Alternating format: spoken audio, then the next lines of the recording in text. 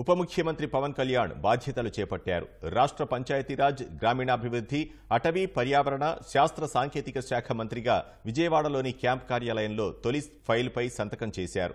Camp కార్యాలయంలోని ఛాంబర్లో పవన్ కళ్యాణ్ మొదట ప్రత్యేక పూజలు నిర్వహించారు. అనంతరం కుర్చీలో ఆసీనులైన పవన్ కళ్యాణ్ అధికారులు తెచ్చిన దస్త్రాలను పరిశీలించారు. వాటిపై మంత్రిగా తొలి సంతకం చేశారు. బాధ్యతలు చేపట్టిన పవన్కు పండితులు వేదాశీర్వచనం పలికారు. జనసేన సీనియర్ నేత నాగబాబు, మంత్రులు నాదెండ్ల మనోహర్, కందుల దుర్గేష్, ఎంపీ ఉదయ్ శ్రీనివాస్, పిఠాపురం తెలుగుదేశం నాయకుడు వర్మ పవన్కు శుభాకాంక్షలు తెలిపారు.